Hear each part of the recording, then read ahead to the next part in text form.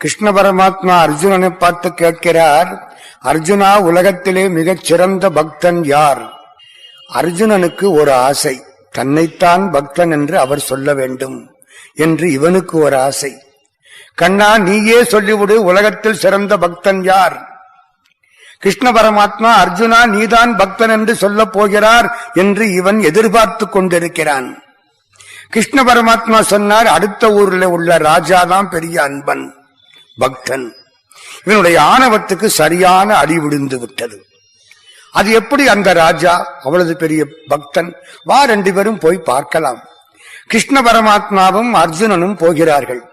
அந்த மகாராஜா கண்ணனை பார்த்தவுடனே ஓடி வந்தான், காலில் விழுந்தான், கும்பிட்டான், அழைத்துக் கொண்டு சென்றான். அரியணையிலே கண்ணனை அமர்த்தினான். அரியணைக்கு பக்கத்திலே கைகளை கட்டிக்கொண்டு மகாராஜா நிற்க, மகாராஜாவின் மனைவி வந்து கும்பிட்டு பக்கத்திலே நிற்க, 5 வயது பையன் இளவரசன், ஒரு மைந்தன் ஒரு குலத்துக்கு உள்ளான், அப்படிப்பட்டவன் அவனும் வந்து பக்கத்திலே நிற்க, 3 பேரும் கிருஷ்ண பரமாத்மாவை கும்பிட, அர்ஜுனனுக்கு ஒரு ஆசனம், அர்ஜுனனும் அமர்ந்தான்.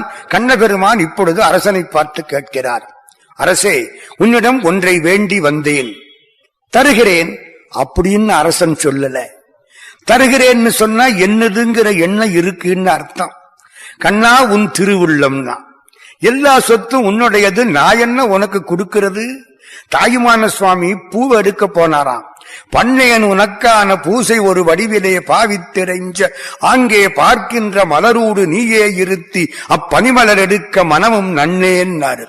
பூவை பார்த்தா கூட பூவுக்குள்ள நீ இருந்து சிரிக்கிறாய். அது எப்படியா உன்னை எடுத்து உனக்கே நான் அர்ச்சனை பண்றது? நீ தானையா அங்கேயும் இருக்கிற, நீ எங்க இல்ல அப்படின்ன மாதிரி. இப்பொழுது தங்கள் திருவுள்ளம்னா அந்த மகாராஜா கிருஷ்ண பரமாத்மா இப்பொழுது கேட்கிறார், மன்னா, உன் மகன் எனக்கு வேண்டும்.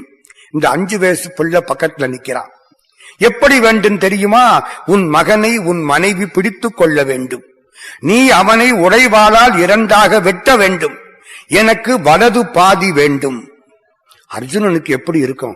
இந்த குழந்தை முகத்தை பார்த்தா அப்படி கேட்க தோணுமா? கண்ணா, எதுக்கையா இந்த மாதிரி ஒரு விளையாட்டு விளையாடுற?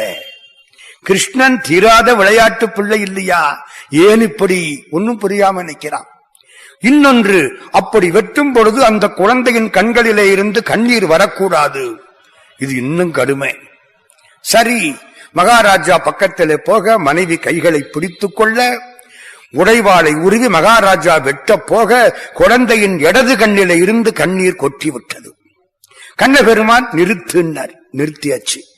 நான் என்ன சொன்னேன்? குழந்தையின் கண்களிலே இருந்து கண்ணீர் வரக்கூடாது என்று சொன்னேன். கண்ணீர் வந்து விட்டது, நிறுத்து. தம்பி, அழுதால் 2 கண்ணிலையும் கண்ணீர் வருமே, உனக்கு என்னடா இடது கண்ணில மட்டும் கண்ணீர் வருது? கேட்கிறவன் யாரு?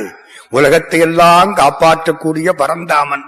அவன் கேட்கிறான், காராய வண்ண மணிவண்ண கண்ண கனசங்கு சக்கரதரணி சீராய தூய மலர்வாய நேய ஸ்ரீராமராமன் எனவே தாராய வாழ்வு தருநெஞ்சு சூழ்க தாமோதராய நமவோம் நாராயணாய நமவாமனாய நமகேசவாய நமவே என்று ராமலிங்க சுவாமி அருட்பாவில யார பாடினாரோ அந்த கிருஷ்ண பரமாத்மா இப்பொழுது கேட்கிறான்.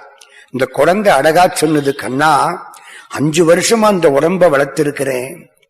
காலையில சாப்பிட்டாலும் மத்தியானம் சாப்பிட்டாலும் எப்ப போனாலும் சரி, வளர்க்கிற பொழுது இந்த உடம்பு கண்ணனுக்கு கண்ணனுக்கு கண்ணனுக்கு கிருஷ்ணார்ப்பணம் என்று சொல்லி வளர்த்தேன். இப்ப உடம்பு முழுக்க கேட்காமல் வலது பாதியை மட்டும் கேட்டாயே, இடது பாதி என்ன பாவம் செய்தது? அதுதான் இடது கண்ணில இருந்து கண்ணீர் வந்தது. சொன்னது யாரு? 5 வயசு பிள்ளை. அது பக்தி பக்குவத்தை பாத்தீங்களா?